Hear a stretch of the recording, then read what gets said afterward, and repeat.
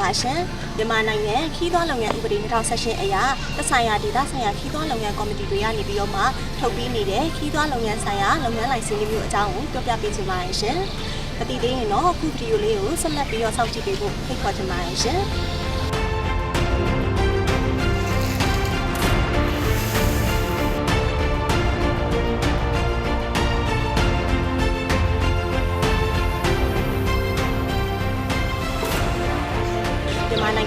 မြန်မာနိုင်ငံခီးသွွားလုပ်ငန်းဥပဒေ2018အရ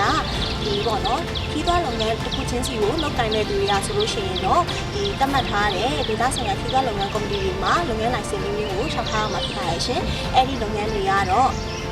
ခီးလက်လည်လုပ်ငန်းဟိုတယ်လုပ်ငန်းတက်ခွေတာလုပ်ငန်းအဲလန်းညိုလုပ်ငန်းအပြင်ခီးသွွားလုပ်ငန်းဆိုင်ရာအခြားဝန်ဆောင်မှုလုပ်ငန်းဆိုပြီးတော့မှလုပ်ငန်းလိုင်စင်ရှောက်ထားနိုင်ပါတယ်ရှင်လိုင်စင်အားလုံးရဲ့တက်တန်းဟာလည်း3နှစ်ဖြစ်ပါတယ်ရှင်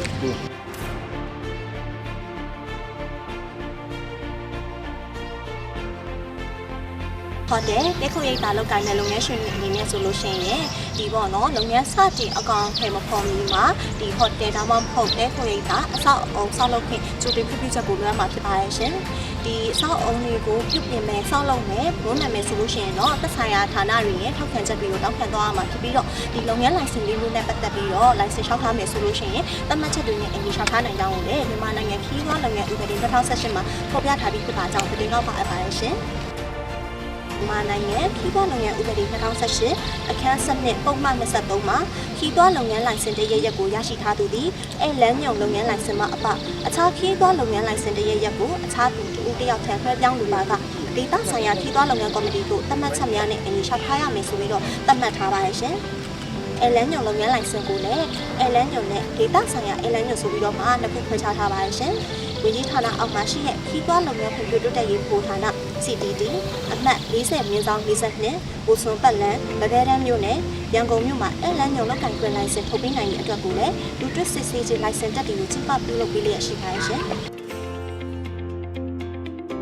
ဆိုင်ရာခီးသွွားလုပ်ငန်းကော်မတီတွေအနေနဲ့ဒီပေါ့နော်လုပ်ငန်းရှင်တွေအနေနဲ့ပြီးတော့ရှောက်ထားလာတဲ့လုပ်ငန်းအဆင့်တွေမှာသတ်မှတ်ချက်တွေနဲ့ကိုက်ညီမှုရှိမရှိကိုစစ်ဆေးပြီးတော့သတ်မှတ်ချက်တွေနဲ့ကိုက်ညီရဆိုလို့ရှိရင်တော့အချိန်ကုန်တက်ကြမှုမရှိစေဘဲနဲ့ဒီလုပ်ငန်းလိုင်စင်ကြေးပေးသွင်းပြီးပြီဆိုလို့ရှိရင်တော့လုပ်ငန်းလိုင်စင်ကိုအများဆုံးထုတ်ပြီးတော့မှဖြစ်ပါရဲ့ရှင်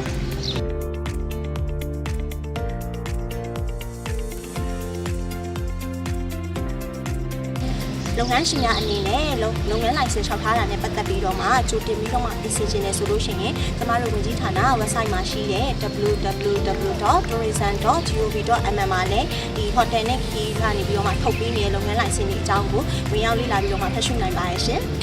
လူကြီးမင်းတို့ရဲ့လျှောက်ထားချက်ဟာသတ်မှတ်ချက်တွေနဲ့ကိုက်ညီမှုမရှိဘူးဆိုလို့ရှိရင်တော့ဒီလုပ်ငန်းလိုင်စင်လျှောက်ထားခြင်းတွေကိုညှိနှိုင်းသွားမှာဖြစ်ပါရဲ့ရှင်။ဒါပေမဲ့လူကြီးမင်းတို့အနေနဲ့စိတ်ပူဖို့မလိုပါဘူးရှင်။ကျမတို့ရဲ့ဟိုတယ်နဲ့ခီးသွွားညွှန်ကြားမှုဦးစီးဌာနရုံးခွဲတာဝန်ခံတွေကနေပြီးတော့မှလူကြီးမင်းတို့အနေနဲ့လုပ်ငန်းလိုင်စင်လျှောက်ထားရမှာလိုအပ်တဲ့အချက်လက်တွေဘယ်လိုမျိုးစီစဉ်ရမလဲဆိုတာကိုအသေးစိတ်ရှင်းပြပေးသွားမှာဖြစ်ပါရဲ့ရှင်။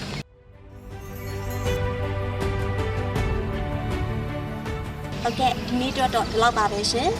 ကျမတို့ရဲ့ဟိုတယ်ခီးနဲ့သက်ဆိုင်တဲ့ဗဟုသုတရစရာအချက်အလက်အများကြီးကိုထပ်မံပြီးတော့တင်ဆက်မှာဖြစ်တဲ့အတွက်ကြောင့်မလို့ဆက်လက်ပြီးတော့စောင့်ကြည့်ပေးကြဖို့လည်းဖိတ်ခေါ်အပ်ပါတယ်ရှင်အားလုံးကိုကျေးဇူးတင်ပါတယ်ရှင်